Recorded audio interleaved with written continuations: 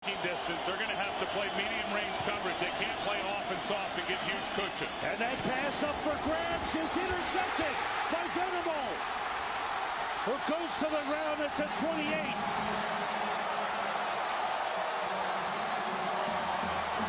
Welcome, Bronco Nation, to another exciting video. This is part 2 of the Boise State 2023 preview series. I just completed part 1 with Grant Hedrick, where we previewed the Boise State offense. Definitely a great video. Make sure you go back and watch that. And part 3 will be coming out with Joel Velazquez, where we look at the Boise State special teams. But today, we are looking at part 2, the Boise State defense. And in front of me right now is Winston Venable, and we are going to be discussing the Boise State defense. We'll talk a little bit about his perspective and time at Boise State, some of his post-playing career as well, his coaching career at Boise State, and then we'll get into jumping and looking at the Boise State 2022 statistics, look at what they did in 2022. We'll look at some of the newcomers that are coming to the stage for Boise State this year in the transfer portal and also the new recruits. We'll look at the Boise State front seven, so the defensive line, the linebackers. We'll look at the secondary. We'll look at some overarching questions. We'll look at some 3 keys to the game, and then we'll end with some predictions. So a very packed video, a lot to get into. And let's just jump off right off the bat. We've got Winston Venable, Boise State linebacker from 2009 to 2010. Thanks so much for being here. Hey, Bronco, man, thank you for having me. It's like I told you earlier, it's always nice to stay connected to Bronco Nation and be a part of passionate fans and people like yourselves that are putting out great content and videos. So I'm all about being on with you today. Well, it's great to have you here. You had a very impressive career before Boise State and after Boise State. Just a quick summary here, not getting too into the details, but you transferred from Glendale Community College, where you had 97 tackles, 8 tackles for loss, and 2 sacks in 2007 to 2008. At Boise State, you racked up 116 tackles, 5.5 sacks, 2 interceptions, and a touchdown, including the game-winning interception in the Fiesta Bowl, the 2009 Fiesta Bowl. That 2009 season, you were 3rd on the team in tackles with 63 tackles. You spent a stint with the Bears there, 2011, 2012, and then jumped to the CFL, where you had a very productive career, 272 tackles overall, 12 sacks, negative 80 yards lost total, which is a big deal in the CFL when you only have 3 downs. You start getting some negative yardage territory. That's a bad thing. 2015, you were a Canadian All-Star, 104 tackles. Then you came back to Boise State as a coach in 2018. You were the running backs coach in 2020 and 2021. And you were part of the Boise State All-Blue Team greatest player in part of the group of greatest players in the first 30 years on the Blue. When you look back on this career, I mean, it's a long one. It's a very, incredible career. What is a favorite moment for you when you look back on this incredible journey? Wow, favorite moment. One of the, and I obviously we'll probably get to it at some point, but for me, I always had this dream of never really playing in the NFL, but a big dream of mine was to play in the biggest college football stadium and atmosphere possible.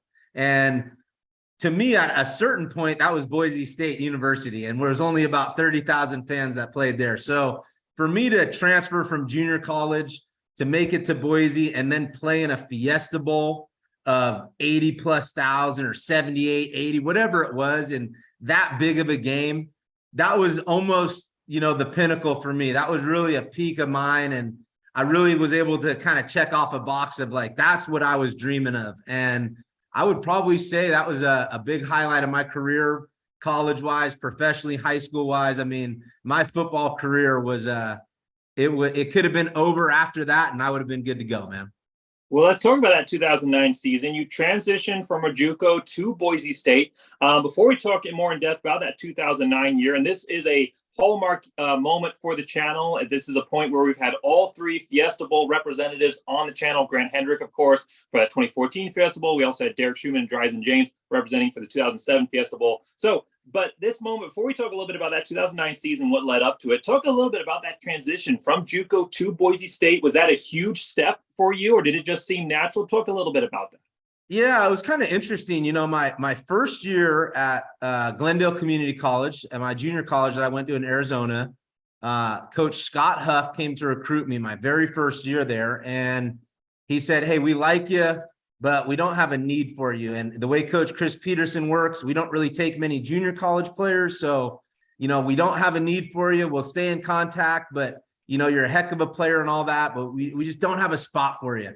And then, it was like, okay, I got a couple other opportunities, and I came back to junior college for a second year because I wasn't too sure about those other opportunities. It didn't sit well in the gut or the heart. I wasn't that passionate about what those schools were offering, or, you know, the idea of going to a Colorado State or whatever at the time. So Justin Wilcox created the 4-2-5 defense, you know, going into that 2009 season. And they said, hey, we had this guy, Ellis Powers. He was kind of this nickel tweener linebacker dude. They're like, hey, we need a tweener type of guy, and you are that guy. So he came back the second year, offered me a scholarship, and I didn't really know much about Boise State. And I came on my visit, and they were playing Fresno State, and I will never remember. I think it was, I'll never forget, sorry. I think it was 61-10 or something like that, final score. It would have been a 2008 season. And hearing that Boise State, that just sold me, man. I mean, right now I got chills just thinking about sitting in the stands of that visit. And so, you know, that was a little bit of the recruiting process, and just getting acclimated and figuring out like where you wanted to go. And I was kind of tired of the recruiting process at that point. I wanted to find my new home, and I found my new home on that visit. And when I showed up, I mean, I've told this story before to a couple, you know, groups, that Coach Peterson was very adamant about, we don't take junior college players unless they're going to come in and play right away. Well, next thing you know, I'm fourth on the depth chart. There's Doug Martin playing defense. There's Jamar Taylor taking reps with the nickel group. There's Hunter White. There's all these other guys. And I'm like, you know, I thought you needed me. It doesn't seem like you need me. You got 4 other guys here. So my initial transition in the spring, I didn't know what I was doing on defense, but I knew I was there for a reason, but it didn't seem like they actually needed me. And it was really a matter of weeks and a couple of months that I really solidified my role. And the part about transitioning to Boise State that made it super easy was my teammates. My teammates took me in as a junior college transfer, and they treated me so well, man, and really showed me the ropes and what it meant to bleed blue and be blue collar and really how we work. And I felt like maybe I could even enhance that a little bit and just provide what I was good at. And I noticed that there was, I think there was about 5 seniors. Richie Brockle was one of them, Garcia Day. I mean, there was just a handful of seniors. Kyle Wilson was one. But none of those guys were very verbal. None of those guys, and they're great leaders, but they led by example. And I kind of noticed that. So pretty quick, as comfortable as the teammates made me feel, I got comfortable with being who I am, and that became kind of a vocal leader, and kind of stepped into a role, and the guys just accepted me, man. So my transition was fairly smooth because of my teammates. Well, I love that you mentioned coming during that 2008 season, because the 2009 year, it felt like a revenge year for 2008. You know, Boise State goes undefeated in 2008. They don't get the respect they deserve. They end up number 9. They get sent to the Fiesta Bowl. They play TCU and they lose by 1 point. So they come 2009 with something to prove. And a big part of Chris Peterson's vision that year was 2% better, right? And at 2% better, you know, 2 points more, it would all have taken to win that game. 2% energy across the board, every person giving a little bit more. So that was the vibe of the team coming off that 2008 season. Here you come in, not having necessarily experienced that 2008 season.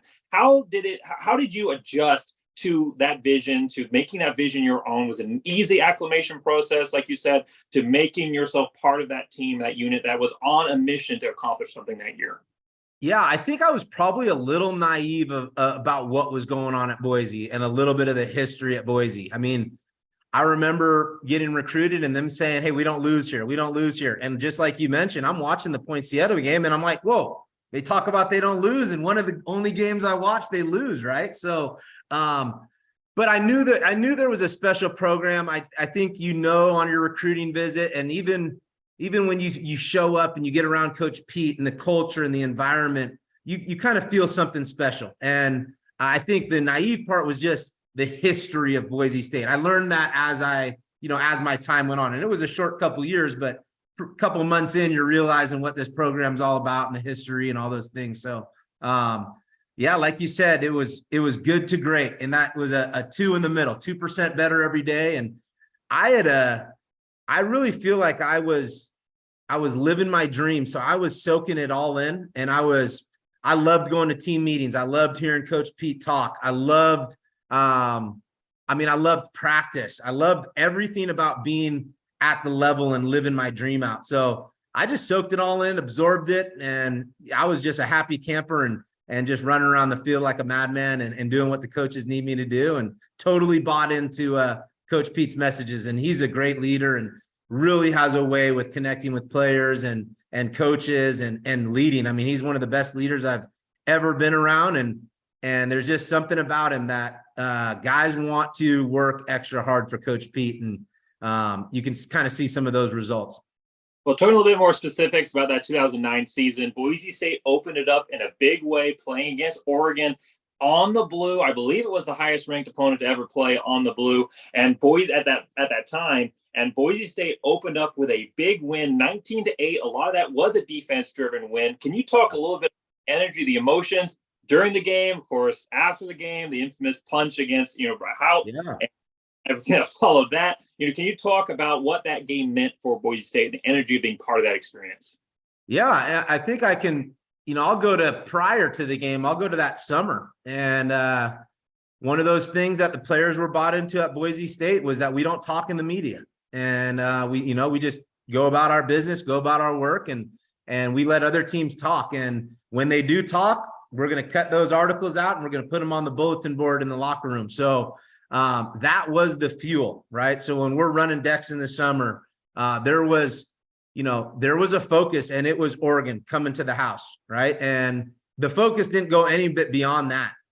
But every time you walk in the locker room, there's a quote from Jeremiah Masoli. There's a quote from LeGarrette Blount. There's a quote from, their coaches and all those things, because, we had beat them before at their place, and, they owed us something and all sorts of stuff. So our bulletin board was full, and the summertime at Boise is really where you lay down that foundation for winning seasons. So we were fueled up, energy was high.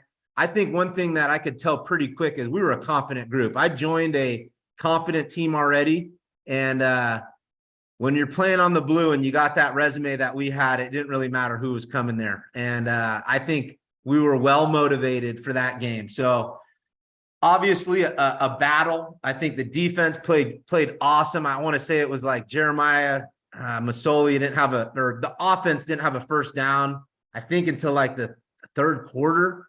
LeGarrette Blount, I think his rushing yards were, under 20 something yards for the game. I mean, we shut them down. And I'll tell you, I was out there for my first Division I college football game. I'm playing nickel, and I'm looking back at George Iloka trying to get a call, and I feel like the ground is shaking because Bronco Nation is incredible. So it was hard to communicate on defense, something you get used to, but I mean, what a tough place to play for an opposing team. And I know that Bronco Nation played a huge part in our success, not just for that game, but for the 2 years that I was at Boise.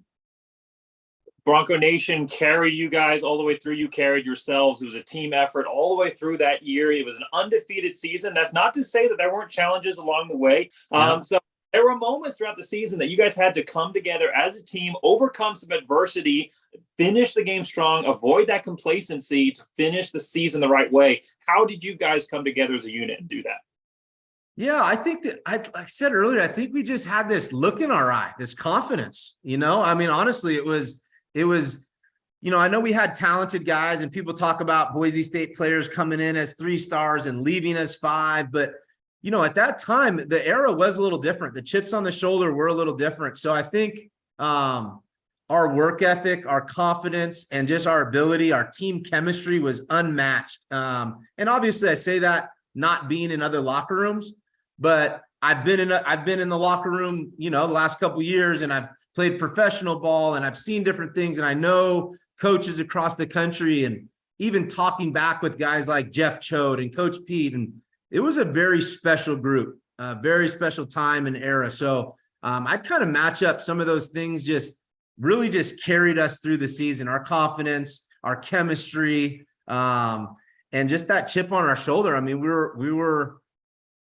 weren't thinking about the Fiesta Bowl. We weren't thinking about those things. We're just very, in the moment and very present with task at hand. And I think it was unique for us to be that young and be the guys who we were. But like I said, the coaches did a great job to kind of keep us together, keep us focused, and not not talk about being undefeated and not talk about a Fiesta Bowl and letting those things happen organically. So honestly, I'd credit Coach Pete and the coaching staff and us as players to, really buy into the message there and not get caught up in the hype, not get caught up into the noise. And, I think about it now where I think 2009 is when like Twitter came out and we weren't allowed to have Twitter during the season. And I think it's a distraction and obviously it's the way of the world now, but we were still kind of raw in that area, right? Where it wasn't all about the glam and it wasn't all about the glory. It was about whooping that team across from you. And we had some really good guys to go do that.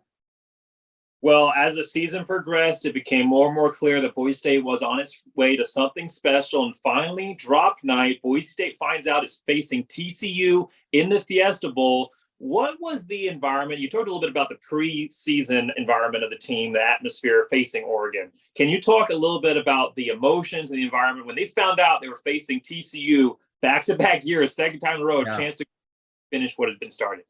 Yeah, I think it was for the team. I think there was some mixed feelings. And I say that because prior year took the loss to TCU, Poinciana, right? So there was hey, let's go get these guys. Fiesta Bowl, of course, great game to be in no matter who your opponent is, a big time game. And then there was just a little of that disappointment because we felt like TCU can go beat the best and the biggest, and we could go beat the best and the biggest. And I think there was a little vibe that the NCAA, ESPN, whoever, bowl game, they weren't ready for that. They weren't ready for two little dogs to go, to go beat the big dogs. So I think there was mixed feelings. For me personally, I didn't play TCU the year before, and I was going to the Fiesta Bowl, and that was not a dream, but that type of atmosphere was. So I was fired up to go to a game like that. And I think a lot of guys were, but I think there was just a little bit of why'd they just match up us two underdog, underrated teams, because I think TCU could have went and beat up whoever was number 1 or 2, and so could we have. Can you describe the experience of playing in that game? It was a defensive slugfest. You had a team-high 8 tackles. You ended the game with an interception off of the tip deflection. I believe it was Brandon Thompson put that in the air for you, and you're able to and kneel down. I think someone even had to tell you, like, hey, get on the ground, we're done. Can you talk about that? There was emotion throughout that entire matchup. TCU, you could see it on their side. You could see it on Boise State's side. And there was something you guys were playing for, and it was not easy. Can you talk about that game? Yeah, it's hard. It's hard to talk about it a little bit just because, I have an uncle who was a, marathon runner, and he used to talk about, a runner's high, and I don't know, I've never ran a marathon, nor do I want to. And I don't know what that runner high feels like, but I think there's just this emotion and, just this feeling that you get inside when you're playing in a game like that, and it is a battle and the crowd is crazy and you're in this big NFL stadium. I think it's hard to verbalize because you're high on life, and for me personally, I'm living my dream, and I can't go back and say, what if we lost that game and all those type of things, because I think that was just a layer of icing is winning. But just being in the moment and it was just so cool, man. I mean, I can't even describe it. It's just a very unique feeling that it doesn't come that often, and that was there. So it's very hard to describe, but it's a very unique, special feeling to be running out on that tunnel with the Boise State Broncos and who we were, and facing a great team and confusing them on defense and seeing that they're struggling. And it's kind of like we got them where we want them, and pulled out some tricks on them too, and some things, and got creative in the kicking game and all those things. So tough question, man. Tough question, Bronco. Just trying to figure out that emotion and how to describe it. Well, that was a great season. Of course, went through in 2010, which was also a historic year for Boise State. And then after that, you moved on to the NFL and CFL and eventually found your way back to Boise State. So can you talk a little bit about how your experience as a linebacker at Boise State and in the Canadian Football League helped shape your experience as a coach for Boise State, or shape your mindset as a coach for Boise State, and what it was like coming and coaching an offensive position? Yeah. I think when you have experience, you have reps, and I got reps at a pretty high level. I got obviously my playing experience at Boise. I'd say my playing experience at Boise and the time that we played and the coaches that we had and Coach Peterson's leadership and the chemistry, which I mentioned before on the team, that experience translated being a coach very easily because I understood what it took and takes to be a top team in the country. And it's just very simple, right? Like I've been in these guys' shoes. We've done these workouts before. The workouts aren't that much different. There might be, Coach Pitt might be the strength coach. Well, he's been here before, and Hars was a part of Coach Pete's staff. So the experience I had as a player at Boise translated to the coaching world because you can really lean on that experience and say, hey, that practice in the summer that wasn't good enough. Or the team chemistry in this team right here, nowhere close to what it was like for the number 2, 3, 4 team in the country when we played. So there's those type of experiences that have nothing to do with X's and O's. They have everything to do with being a Bronco. How we go about work, how we practice, how we carry ourselves on campus, what's important to us, right?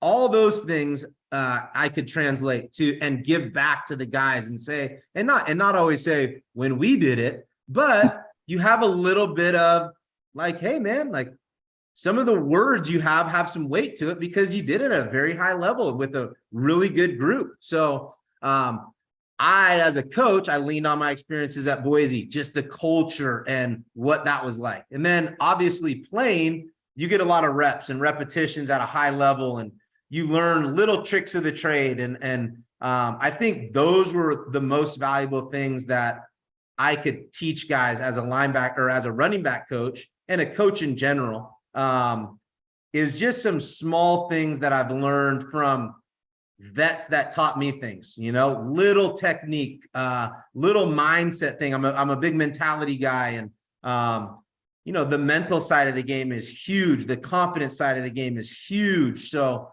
I would say that the experience I had as a player, especially at the professional level, you just understand the game a little bit more than maybe even some coaches do because they don't have those reps as a player, and it can kind of translate in a different way. Well, thanks so much for that discussion. That was a great Q&A session, getting to know a little bit more about yourself and that journey in that 2009 year. Now let's jump into the review of the Boise State 2022 season, what they were able to put together, and then we'll look ahead to this 2023 year and what we expect out of this unit. So looking at Boise State 2022 statistical review, we'll just run through some statistics here and then look at your perspective on that season. 839 tackles overall, 49 more than in 2021. Nothing career-shattering for Boise State, record-breaking, but still better than 2021. 30 sacks that year was better than 2021 by 1. However, 2021 was the fewest sacks since 2017. So still something that needs to be worked on for Boise State in the sack department. 15 interceptions, 2 more than in 2021, 7 forced fumbles. Their total for fumble recoveries and interceptions together was just 3 less than in 2021. So right about the same number as 2021 there. And then their big numbers here, the total defense overall, 167.7 passing yards allowed, 124.8 yards rushing allowed. That's a pretty significant stat. And 292.5 yards total allowed overall, 20.5 points per game. All those numbers are pretty close to the 2021 numbers overall. There are some standouts from Boise State, of course. DJ Schramm, 110 tackles, 1 forced fumble. JL Skinner, now in the NFL, 62 tackles, 4 interceptions, 4 passes defended. He was tied for for passes defended with the rest of the roster, and he led the team in interceptions. Ezekiel Noah, 59 tackles, 4.5 sacks, tied with Dimitri Washington for 4.5 sacks as well. Ezekiel Noah also adding 3 forced fumbles and 2 interceptions. But was there anybody that stepped up in a big way or surprised you in 2022 that you maybe didn't see coming? Yeah, tough question. I answered a question similar just pre-2022 of kind of who I was circling, what position group I was kind of circling, and it was the linebacker crew. Even though Zeke and DJ were there, it was more of the depth there. And fortunately, DJ Schramm was a madman out there, and I've seen it. I mean, I coached him on special teams, and I mean, he's one of those he's a Bronco, right? So, hey, DJ's going to be out there. It's, he'll do fine. but how well is DJ going to do? Is he going to tear it up as much as he did? And I was kind of surprised, and he's a great kid, and I love DJ and a heck of a football player. But I would say that DJ Schramm stood out, and I was a little surprised in his game, and just the linebacker crew in general. I was a little surprised how well they did, and the depth. And when somebody went down, when Zeke went down, or somebody went down, and Andrew Simpson stepped up, a couple guys are like, oh, okay, didn't really know he was going to step up in there, and they did. So, linebacker crew with a little star next to DJ. Well, of course, you're a little bit biased there with the linebackers. Sure am. I think we can all agree DJ was a big surprise. I think he had 39 total tackles his first 3 years at Boise State. Then he explodes with 100 and hopefully he can bring some of that energy back to this year. But there are also some newcomers to the board. So Boise State lost a lot of defensive presence, a lot of veterans across the board that we've mentioned, and we'll talk about those guys again here in a moment. But there's also a lot of newcomers that have been brought onto the team to maybe help fill some of those holes. So let's talk a little bit about some of those new guys on the roster, and this is not going to be total in-depth preview of the newcomers. I did a whole nother video with Ron Counts in our 10 and 10 series where we look at the top 10 questions for Boise State. Very much shorter than this, a longer preview, but very still in-depth. So make sure you go back and watch that. And then I did a video talking about this early signing class, which included highlights from each of these guys' tapes. So make sure you guys go back and watch that as well. I'll put links to both those in the description. But just as an overview for this defensive class, this signing class, and it's a pretty good one, especially in the transfer portal. Who stands out to you overall when you look at this unit? Yeah, well, I think one of the first guys, and I don't want to butcher his last name, but Wyatt Milakovic. Yeah. We'll find out when he starts getting his name called on the announcer. Now, I'll tell you, Wyatt, I watched a little bit of his film, and once again, maybe a little biased because he's a linebacker, but pretty quickly on film, this guy stands out. You can tell he's got a high motor, very physical. This dude runs to the ball, and when he arrives with some physicality and aggression. And being a defensive player, kind of linebacker, I really keyed into a guy like that where, running around the field's great, but when you arrive, what does that look like? And he sticks his face in there, and he tackles well, and it is some really cool film to watch. So I'm really excited to see him and see how he develops. I think junior college transfer from Cerritos College, Milo Lopez. Very curious to see what he can come in and do, just because, I know we'll talk about the secondary a little bit, but being a junior college guy and some of these transfers, Iowa State, Howard Brown, and let's see, there's another one. Did I have it written down? Oh, Kevon Wright from BC, who I was a part of the recruiting process for him. And, he ended up choosing BC, and things obviously didn't work out. He comes back, and, you mentioned it. There's some transfers, and it's a little different than when I played, because there was 2 or 3 junior college transfers on the whole roster. Now there's several, and I can see that, they're trying to beef up that D-line area, the linebacker crew, and they're going to go with, beef up the defense, I should say, a little bit, but they're going to go with some transfer portal guys, and they're going to go with some JUCO guys. And, when I played, it was, if you're a JUCO guy, you're coming in and playing and making an impact right away. And I just am very curious if that's the same mentality, or, some of these guys got 2, maybe 3 years, we let them develop. But I think we need some instant depth at in the secondary, and some instant depth at the linebacker position, D-line, the whole defense, we could just call it. And I think they went out in the recruiting process and they addressed some of those needs.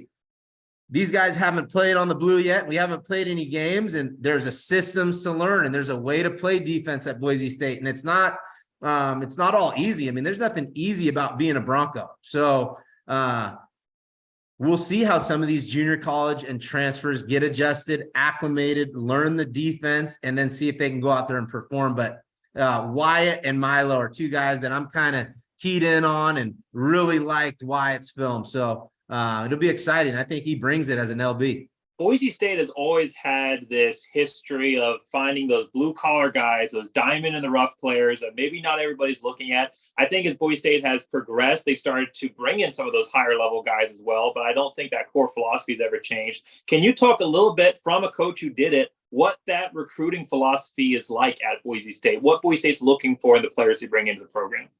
Yeah, well, I mean, it hasn't gone too far away, and I don't really know where Coach Pete got it from, but that our kind of guy, OKG, right? And it is a high character kid, right? And it's a kid that comes from a good family and good upbringing. That doesn't necessarily mean mom and dad, but usually that means some good structure at home, and has habits of discipline and respect and integrity already, where you're not always going to find that. It's a kid that comes and really represents himself well on a recruiting trip.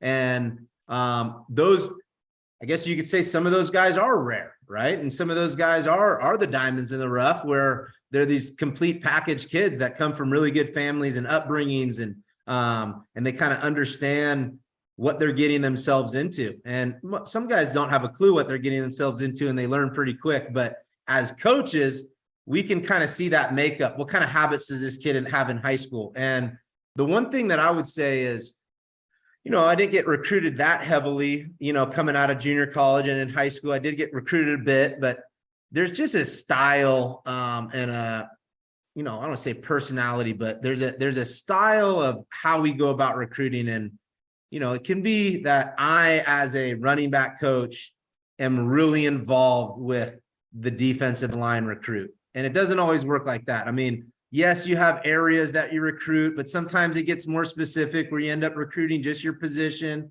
But I think Boise State, from when I was playing till, when I left as a coach, we do a really good job at showing how much of a family we are.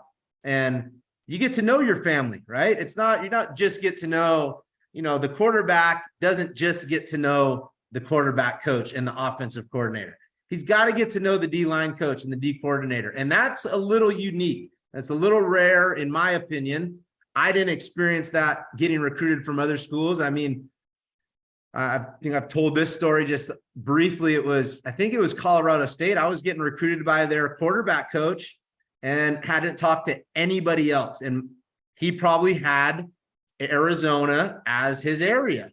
But Coach Huff was saying, hey, I want to put you on the phone with Brian Harsin. Hey, I want to put you on the phone with Marcel Yates. I want to put you on the phone with, Coach Strasser. And I'm like, I'm getting the O-line coaches talking to me, and I think teams are figuring out how important that is. But Boise does a really good job of showing what kind of family we are. And we go greet people at the door, and we overwhelm the families with our staff, really. I mean, and it's not just the coaches, it's equipment people, it's graduate assistants, are all hands on deck. So I think there's a process that we go through, and who we are as people. Great people come into the building, right? I mean, great coaches, great people. So I know Andy's really big on that right now. It all starts with people, and it is a process. So it's a process to learn who these people are, and you got to find out from their high school coach or from grandma or from their teachers, and figure out what kind of kids these are. Because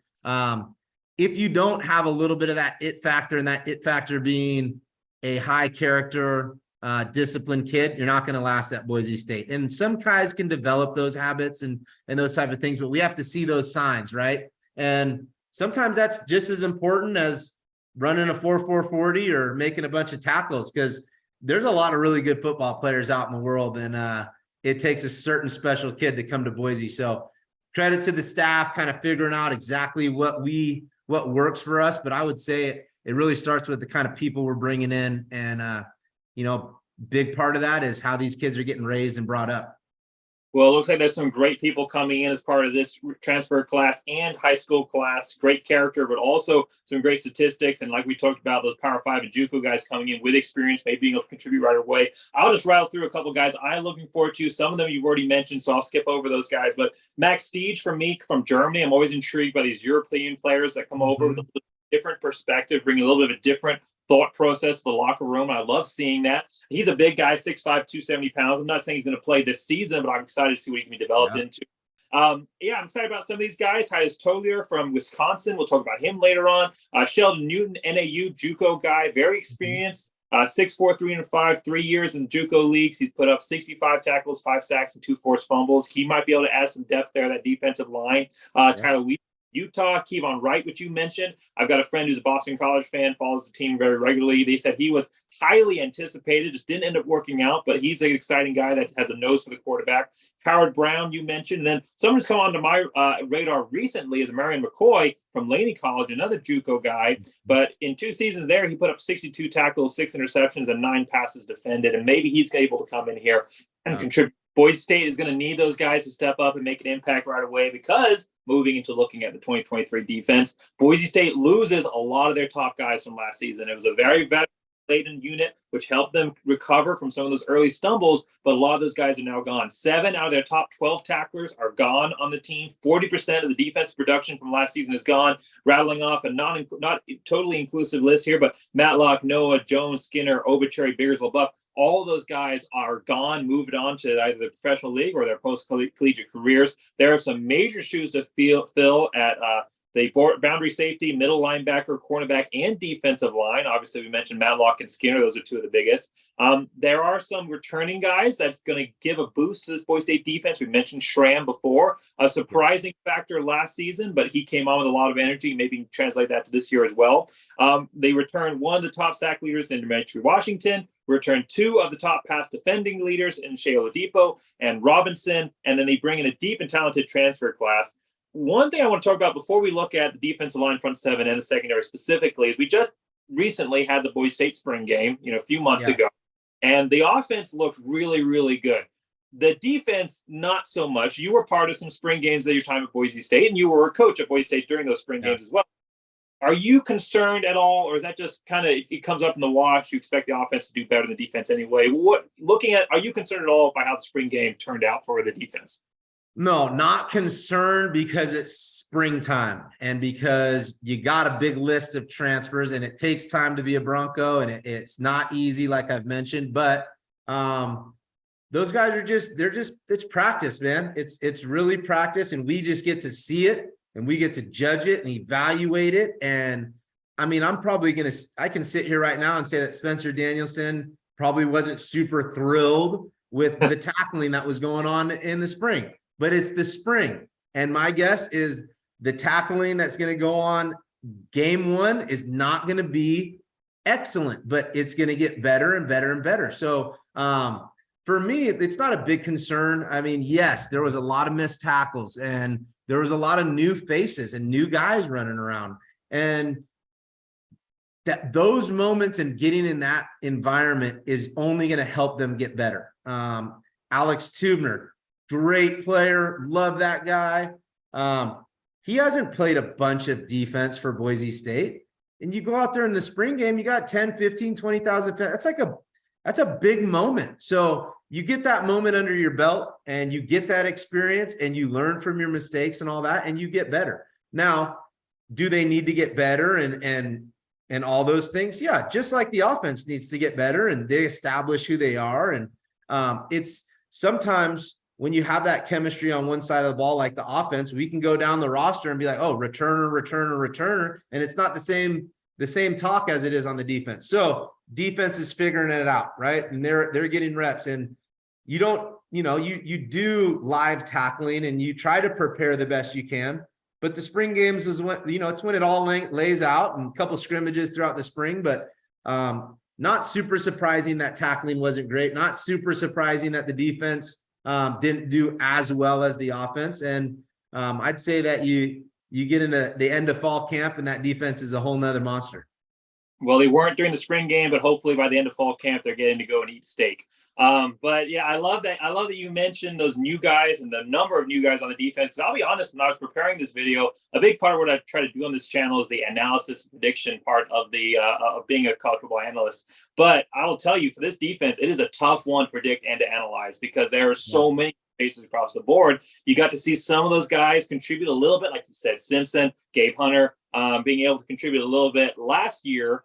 In small doses, but you don't really know what they're going to do when they're taking the field full time. So let's just start discussing that a little bit. Defensive line, front 7. Looking at Boise State, they've got to replace some of these guys up front, like Matlock, like Obichari, like Cravens. Yeah. They have the same depth of returning guys, but they do have a depth of transfers coming in, and some of those guys are already on the roster. Before we start discussing that, do you see Schramm repeating as the leading tackler this season, having a similar year that he did last season? Was it a surprise for him? Do you see him coming back and doing that again a second year round?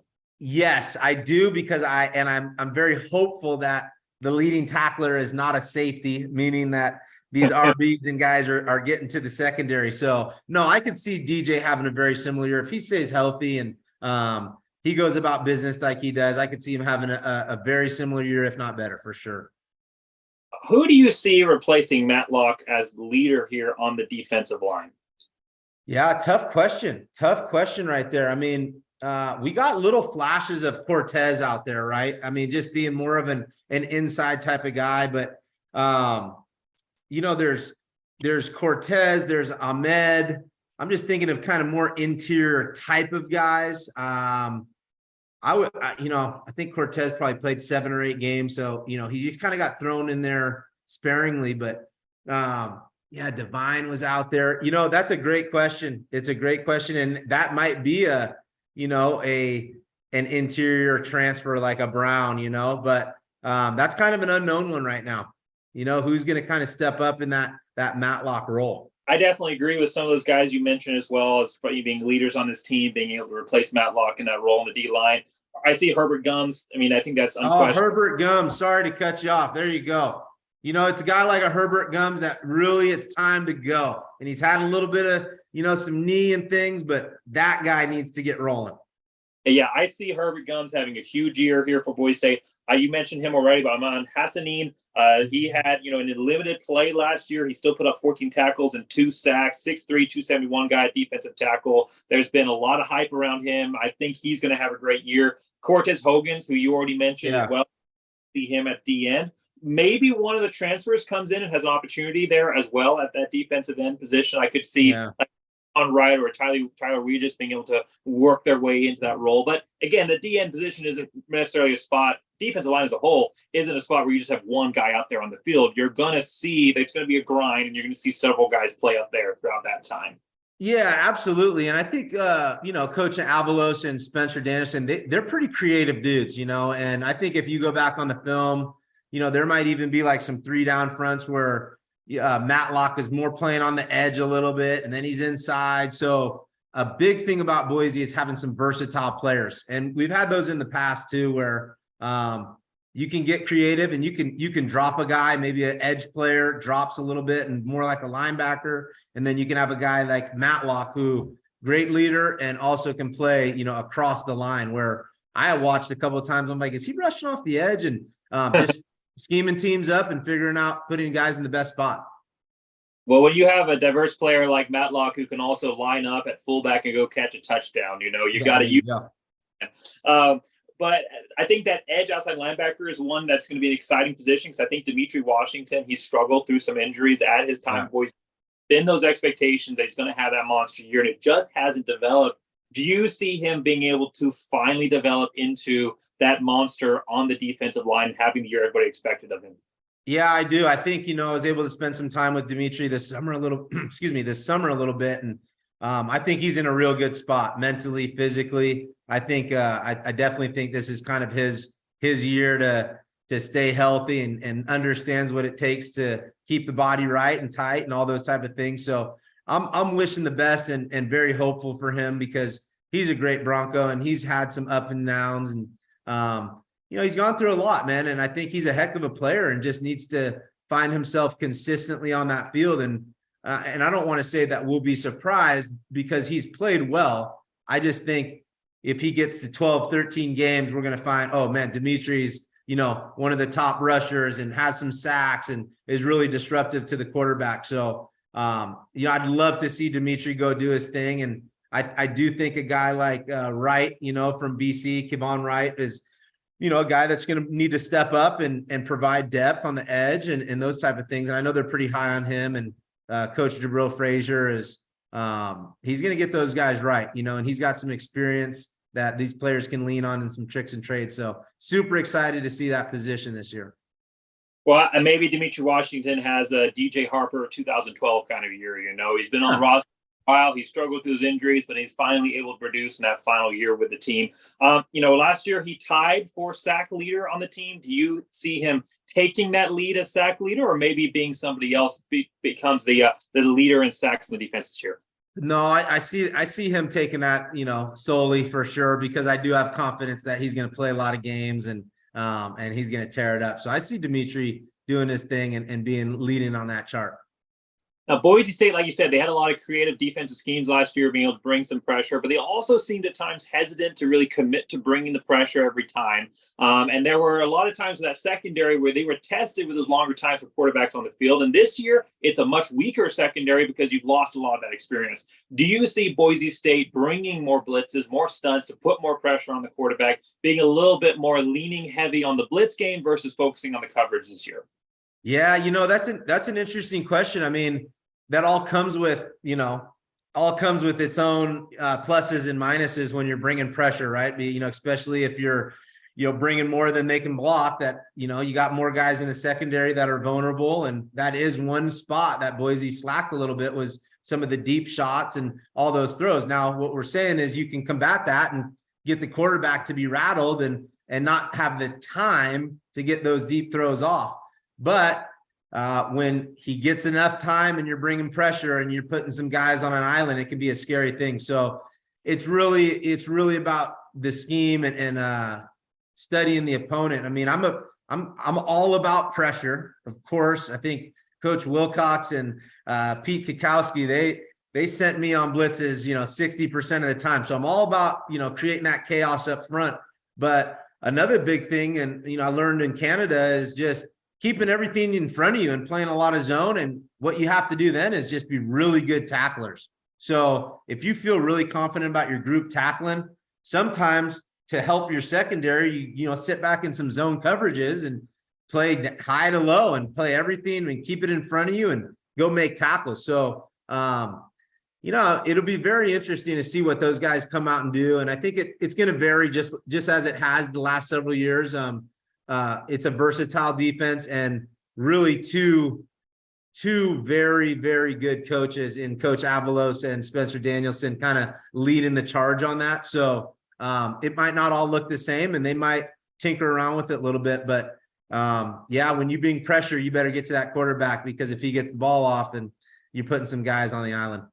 Now, obviously, Spencer Danielson is an incredible coach for this unit, and he's gotten the pay boost to reflect that. But it's interesting you mentioned there also Andy Avalos, a former linebacker himself, former defensive coordinator. How much of a role does he play in shaping and creating this defense as well? I mean, you were part of those teams when he was coaching as well. So yeah, I think it's probably, just in his nature, right, to spend some time with the defense, or maybe have an influence or whatnot. The same as Coach Harsin, and I'm sure the same as Coach Pete, where Coach Harsh would come into the offensive staff meetings and hang out and go over some things. And I think Andy does the same thing with the defense. And really in that role, it's great because they are the experts. They got to where they're at as head coaches because of their X's and O's on their side of the ball. So I think that you got a really special coach in Coach Avalos and what he's done. I think he probably could have been a D coordinator at the highest levels of college football, and he chose to come back home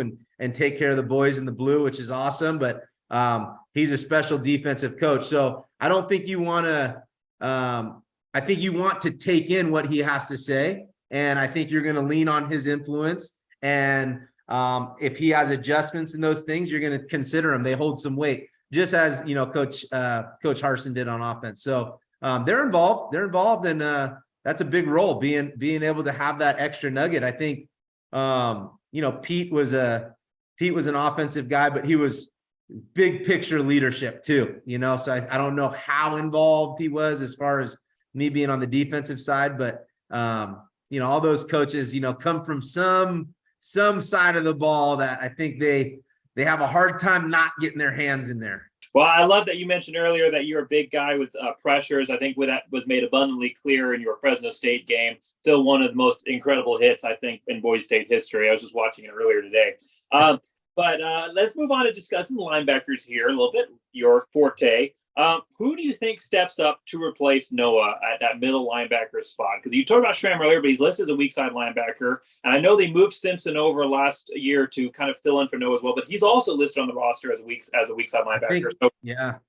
I think DJ goes to the middle and Andrew Simpson's your Will. I mean, that's just what I don't know that. I just think that DJ's leadership, ability to understand the game and get the guys lined up, understanding the big picture of the defense. I think DJ Schramm is more of your middle linebacker type, and Andrew Simpson goes to the Will, and a little bit of presence off the edge in the boundary, and a little bit more I don't want to say athletic, but maybe not as big of a guy as DJ, and maybe can put him out in the space a little bit more. I know that DJ was playing more Will with Zeke in there as the middle, but I think there's a little change coming there. I had actually written down my notes. I saw that coming as well. You mentioned earlier Wyatt Milkovich being someone you're excited about. Do you see him carving out a role as maybe a substitute guy in either the weak or the Will or the middle linebacker position? Yeah, there's a couple guys, Marco Notarini, Notarini. He's a linebacker that he's cut from a different cloth, and I know he can fly around the ball and do some things. And just based off of film and a little bit of the roster looking at it, I think Wyatt's the type of guy that maybe they do think about him coming in and providing some depth. But it's so hard because you go from high school or even junior college and you have a certain scheme, a certain system, and then you get here and it's there's a culture shock. There's school, there's parties, there's girls, there's all these different things that go on that you can overwhelm you and you can get stressed out. And how guys respond to that, we won't really know that inside information. But physically on tape, Wyatt looks like a guy that very impressed that could come in and maybe provide some depth. Now he might come in and be swimming, learning the playbook and have no clue what he's doing. And maybe he's still a guy you get on the field, because I think, even for myself personally, I think there was a reason why I blitzed a lot, because there was something I was really good at, and they figured out, hey, we don't want to keep him in a box, but let's not get too far outside of what this guy can do really well. So maybe there's some things some individual players can do.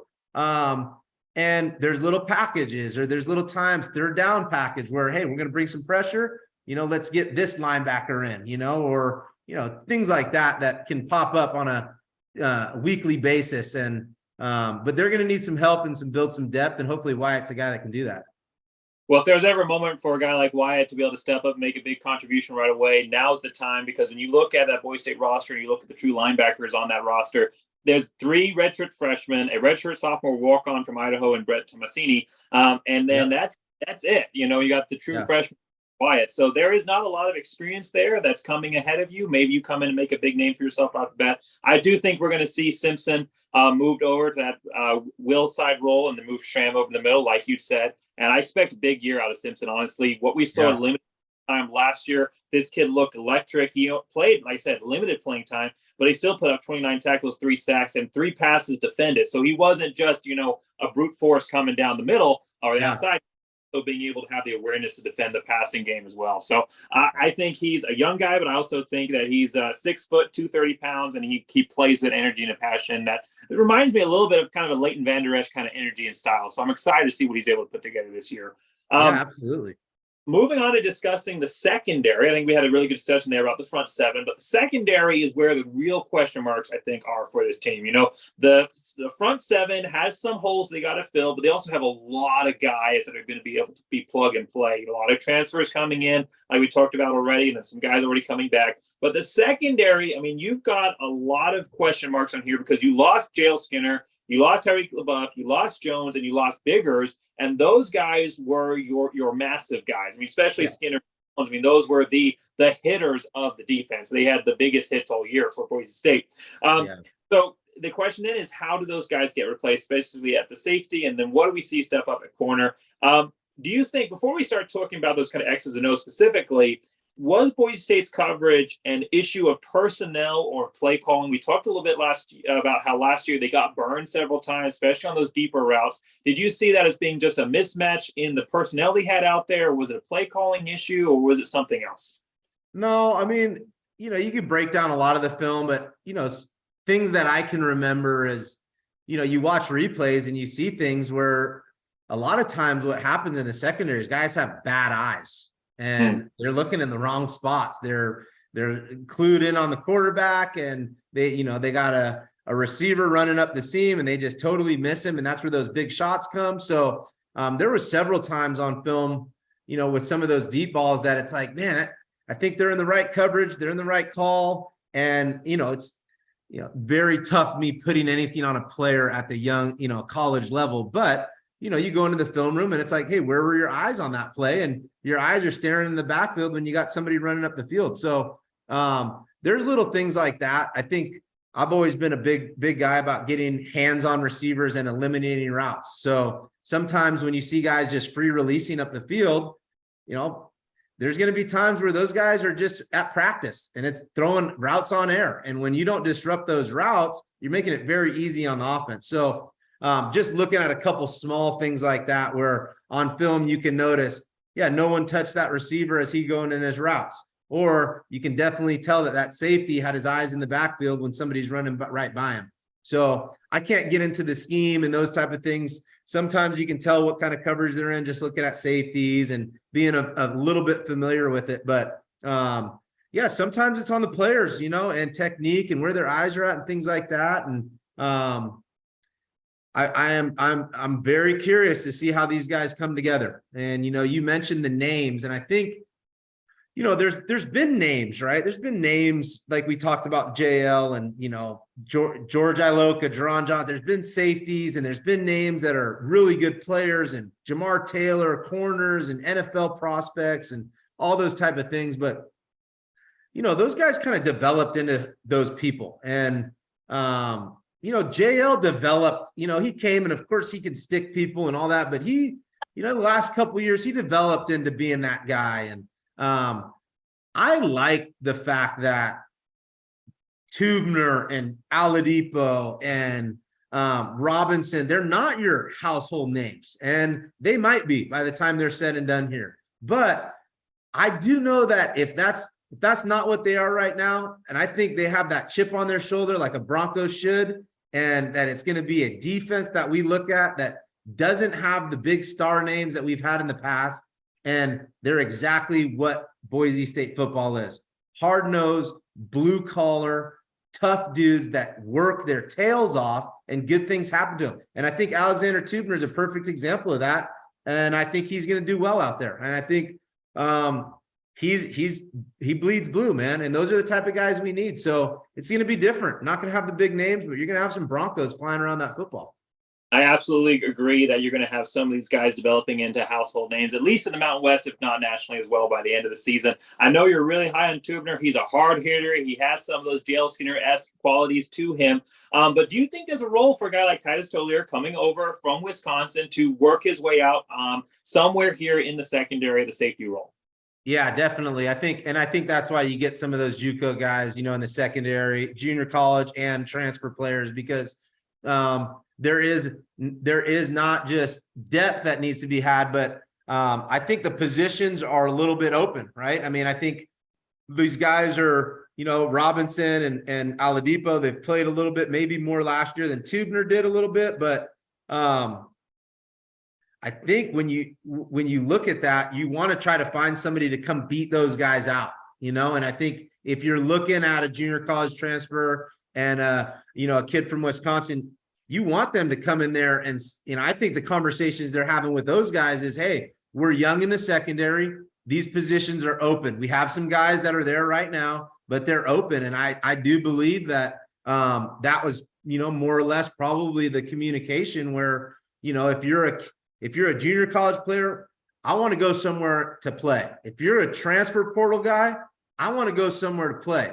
And I mean, coaches are pretty honest. They're not going to blow smoke up you. They're going to say you have an opportunity to play. And these guys believe it. They look at the roster, they look at the film, and they say, I got a chance to go play there. So I definitely do think that he's going to be a type of guy that can come in and give a good shot at, might not be right away either. It could be week 2, 3, 4, 5 in the season that then you start hearing, whoa, we got some changes in the secondary or not. Because I have confidence in those other guys, but you definitely start thinking, who replaces DJ? Who replaces Tubner if Tubner is the starter? What kind of shuffle are you going to do there? So very fortunate team last year to be able to have, guys like Tyreek Jones that can play in the box and play safety. There was some versatility out there, which we have, but it's going to be great to bring in some other guys to see if they can compete for some jobs. I fully expect Rodney Robinson to maintain his role from last season, and I expect, like you're saying, Tubner or Tilly or a combination of those guys to fill in for where JL Skinner was, and maybe not a straight up, one guy replaces the other throughout the season, but maybe there's a role for both of them, different times, different schemes.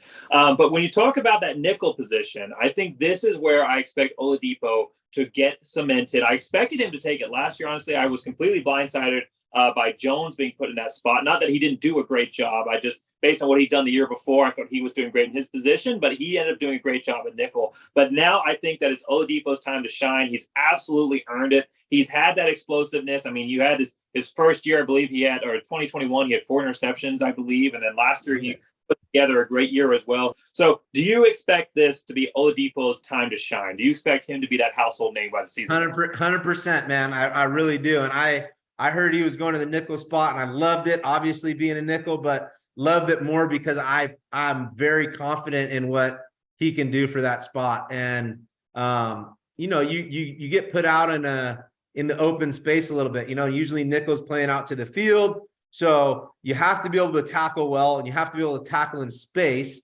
And it's very, very hard job to do. But the way that Boise State plays a lot different than when I was playing is you got to be able to cover too.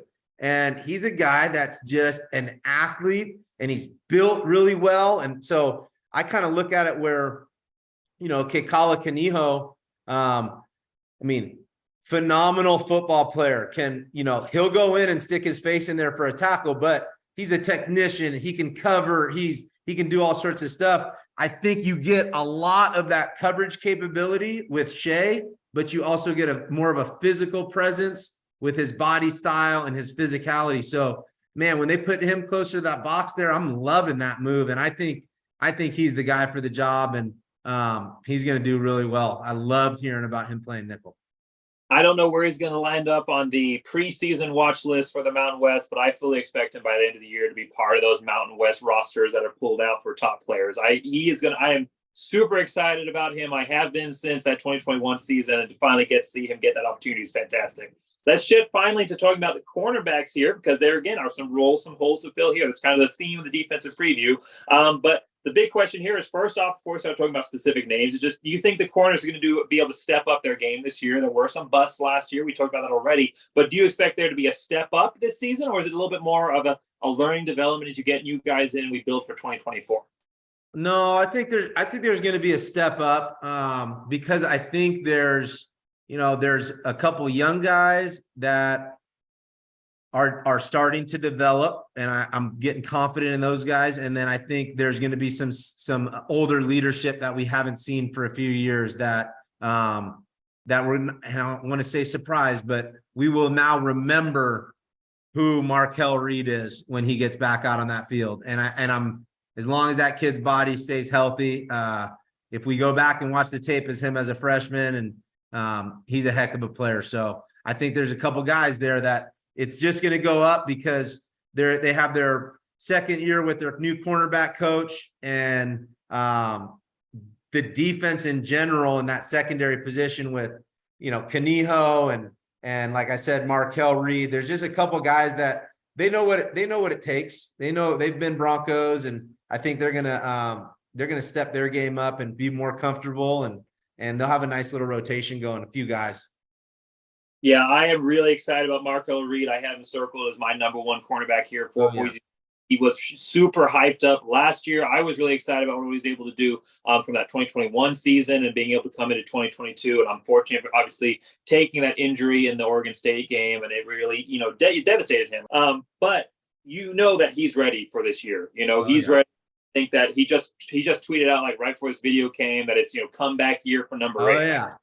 He is ready to go. So you see Markel Reed's the number 1. I think we both agree on that. I'm not so sure whether or not Kaniho is going to be that number 2 when you've got some guys like transfer Marion McCoy coming in, who's played at a high the JUCO realm. He's coming in. Kaniho really struggled last year at that cornerback slot, getting that first year where he was really the number 1 guy in that position. Do you see him stepping up his game and maintaining that number 1 slot, or do you see one of the newer guys, Jalen Clark, Deontay Thornton, Jalen Neal, pushing him to take over, or maybe one of the transfers coming in taking over that role? Yeah, it'll be interesting. I mean, there's that experience that we talked about that means a lot. And obviously you have to play well. You got to play at a high level. I think we've seen signs of that from Kaniho, and I think he comes from a heck of a family that understands what it takes to play at a high level. And maybe there's a little inconsistencies there or whatnot, but as far as who's penciled in as the starter day 1, I bet you those guys that probably is one of the most competitive rooms there's going to be. I think we saw, and I got to see firsthand, a guy like Jalen Clark, great length, great size. So when you look at a Markel Reed on one side and his body type and his length, and maybe that's what they're looking for in a corner. Well, you can match that right up with a Jalen Clark. So you have a lot of size on the edges out there, which is awesome. And, and the guys they brought in, like you said, Thornton he's long, and they got a couple guys that are really long. So we'll see. I mean, the thing about that cornerback position, and, sometimes those guys are rotate. You need 3 or 4 of them to go into the year with. And I can almost guarantee you who starts day 1 is not who's going to start, or week 1 isn't who's going to start week 4 or 5, and there'll be a little rotation. So I just think Boise State needs about 3 guys in that position, and Kaniho can be one of them. But who is stepping up and really bringing something to the table? Is it a Jalen Clark or one of these young guys or junior college transfers stepping up? What's going to be a unit as a whole that's going to be tested early and often. They're facing Washington in that game opener, who has Penix coming back as the leading returning quarterback from last season, number 2 in the FBS last year, but the leading guy coming back for this year. 4,641 yards passing. They've got a great wide receiver core. Then you got to face UCF, which of course got Gus Miles on, and they've always produced competitive passing offenses. And then Memphis is bringing back Seth. I'm going to mess up his name, so I'll just say the first name. But anyhow, Memphis is bringing back their guy who was 3rd in the AAC with 3,571 yards passing. It's going to be an early test. The Mountain West is not as big of a passing struggle this year because there's not a lot of experience coming back. Chevin Cardero is really the most experienced quarterback coming back from Mountain West. You got a lot of other untested or younger guys. Probably maybe Colorado State's guy would be one of the bigger ones, but he was a true freshman last year. So it's not going to be necessarily the biggest test in the Mountain West, but that non-conference play is going to be a struggle for this secondary. How do you see them coming through that stretch and being tested the way they are? How do you see them recovering throughout the year? Well, I think that Boise State needs to be Boise State, and I love the matchup.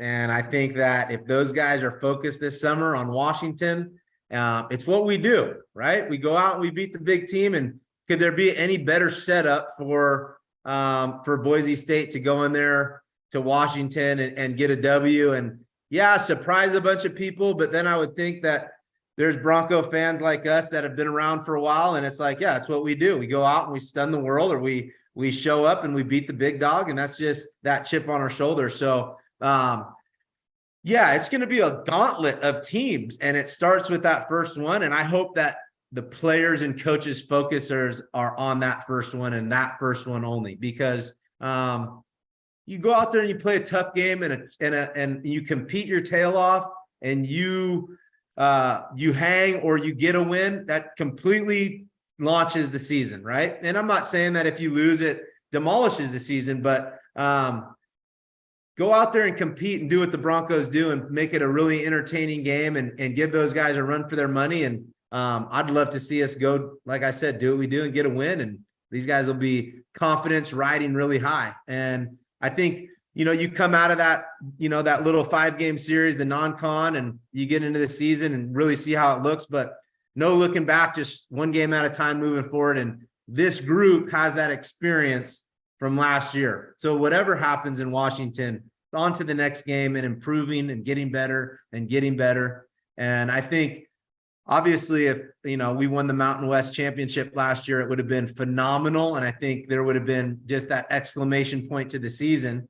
So the goal is still there, right? I mean, the season hasn't started and it's not going to finish with Washington or any of those other non-con schools. But what an awesome opportunity. I mean, I really like it. I really think it's set up to be what we like at Boise. I mean, it's kind of like history. Go out there and play somebody that's ranked higher, supposed to beat you, but it doesn't happen. Well, all indications of that, this offensive style is going to be a little bit more what Andy Avalos has been pushing for since his time at Boise, since he came to Boise State, which is a little bit more of a run focus, slow things down a little bit more, and allow the defense the time to recover and be fresh. How do you think that different folks on offense is going to impact the defense this year? Yeah, well, hopefully it gives them some rest, right? I mean, and just when you get back out on that field, you're feeling like you're not getting onto the bench, getting water, 3 and out, and the offense is coming off the field and you're looking at your linebacker buddy like, oh man, we got to get back out there. And your snap count's getting really high. So controlling the game, controlling the clock.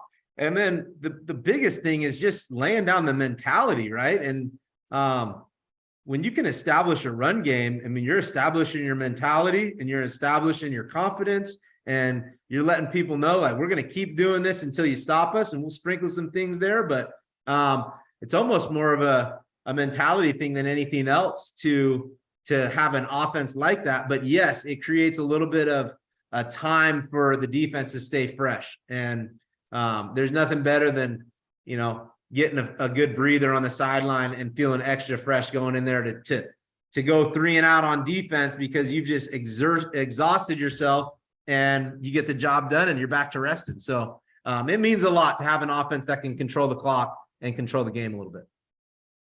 Well, we'll move here into the keys this season for Boise State defensively. My number one key for Boise State is to maximize pressure on the quarterback. I just see when you have a young secondary like this who's been untested, that had issues last year, that haven't necessarily been resolved yet, I think the best thing you can do is to reduce the time they have to be out there in that coverage and to give them a little bit more of an opportunity to have those big play moments, be able to force a quarterback into a bad decision when they have to go for a pick. I think especially when you're playing a team like Washington, where the advantage offensively is on their court. You've got a very quarterback, very experienced wide receiver unit, supposed to be one of the best offensives in college football, coming up against a secondary that has a lot of question marks on them. I think we expect big things out of them this year, but they just haven't necessarily put together that experience to be able to lean on. So I think being able to send those fresh, young, healthy defensive guys like rockets at the quarterback when they're not having to do that all game long anyway, because the offense is running longer and they're having more time to rest,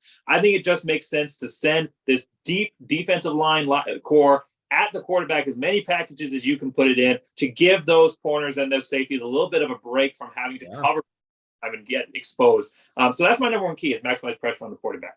Oh, I love it. I got it written down, man. Get hits on the QB.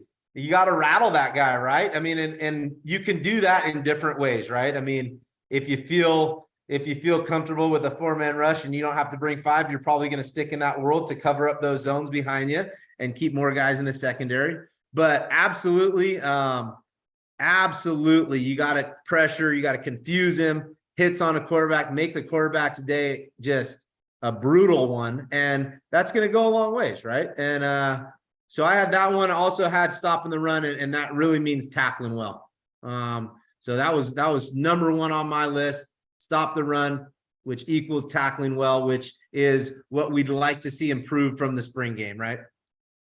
I absolutely agree with you on that. And I think that maximizing pressure on the quarterback will assist with that running game defense as well. You got more guys in the box. But my second key is build depth for 2024. It's something you've already mentioned as well, is getting different faces there, seeing different rotations, different packages. This season for Boise State, there's a lot of expectations and excitement, but I think a lot of fans, they're really excited for what Boise State's going to be able to do that 2024 year. I think that there is expectations and excitement as always, but I think the fan base is not necessarily expecting Boise State to go undefeated to New Year's Six this year, but they're looking ahead to that 2024 season with a junior in Taylor Green, Ashton Jeanty established as the number one running back, a wide receiver core with experience, a defense that is young now, but they're going to be experienced then coming in and competing for that playoff spot. And so I think as part of that, you build, obviously you play the games in front of you, but you also build for the future. And so I think you get the opportunity to see multiple guys at different positions. You go with what works, but also give opportunities for different faces, maybe find those diamonds on the roster that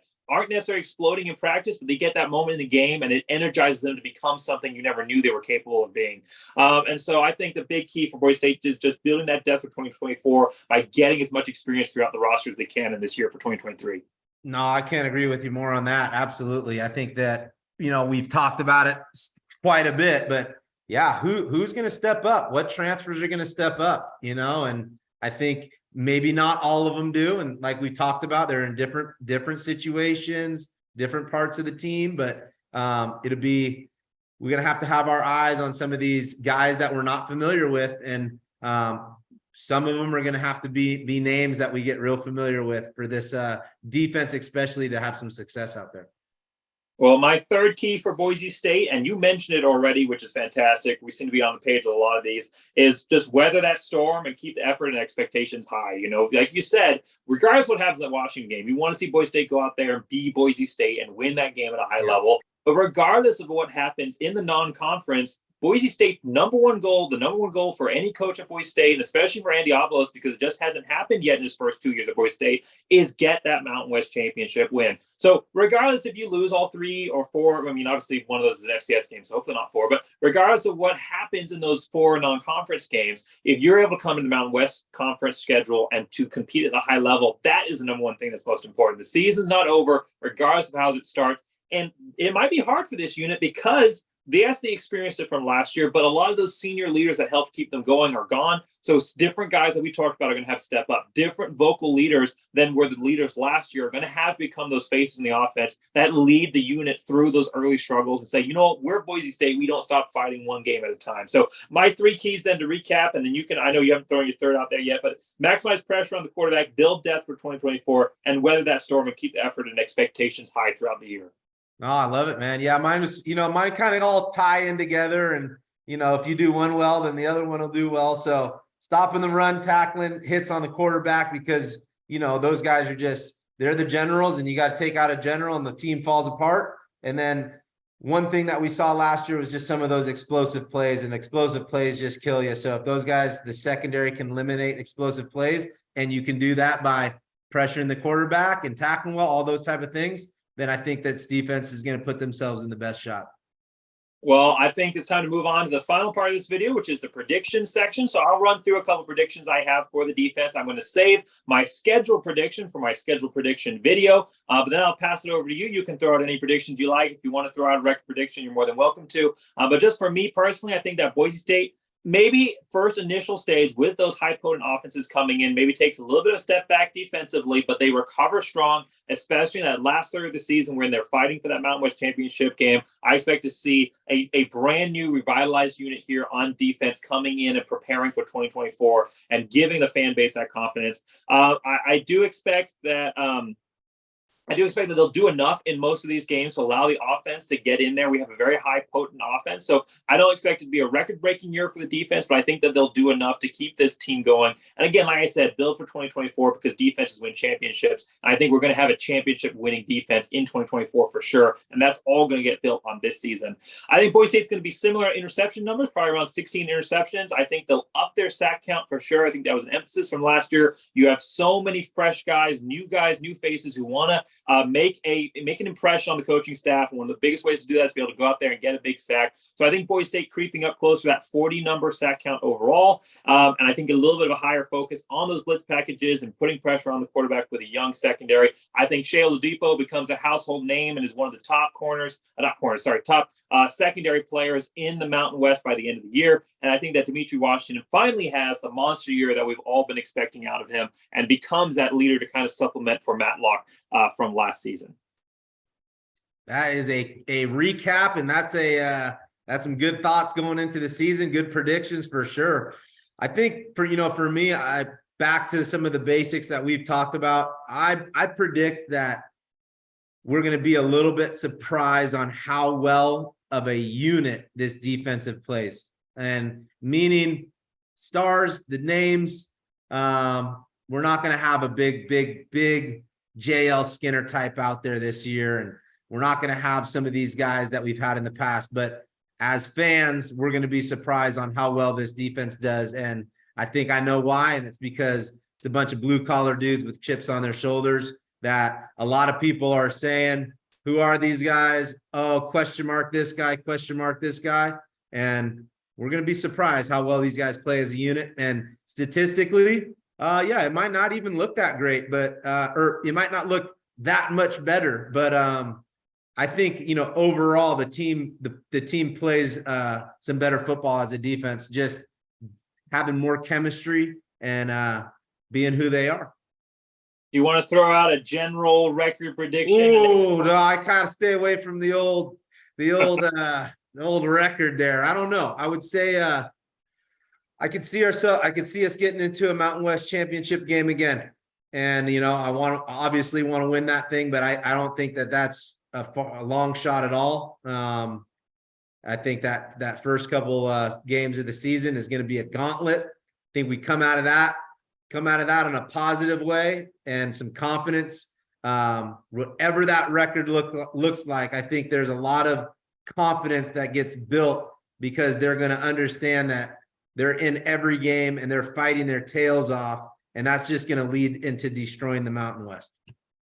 Well, thank you so much for being on here. This was a fantastic moment to have you on this show. Like I mentioned before, obviously you have your playing record and your time at Boise State. But just for me personally, we were talking before the show, how much of an impact you've made on my life. I told you before when I was at 1-7.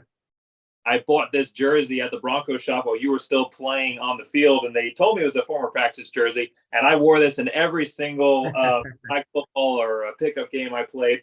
And also, just as a kid growing up, I loved the Boise State series. I'm not exaggerating. I probably watched these about 200 times. So very familiar with your career. It was awesome to have you on here. Thank you so much. This is a fantastic moment. I love the discussion. You brought an excellent perspective to this preview series. Make sure you guys go back and watch the preview with Grant Hendrick. It was an absolutely similar experience across the board. Again, another great perspective as a Fiesta Bowl winning champion, just like Winston Venable here. And then make sure you guys look out for that special teams preview that will be coming out probably early August with Joel Velazquez. He's going to bring a great perspective to the special teams preview for sure. So thank you, everybody, for coming on. Thank you, everybody, for being here. Before we wrap up and close, is there anything else you want to say? No, I appreciate you allowing me to stay connected to the Bronco Nation out there. And no, it's great having this conversation, and I'm happy to do it, and appreciate you. Thanks so much for being here. Thank you, everybody, for sticking around to the end and watching with us. Again, great discussion. I'll throw a link to those that offensive preview in the description for the video, so make sure you guys go watch that as well. Thank you, everybody, for being here. Thanks so much for watching. And as always, go Ben Blue. Let's go.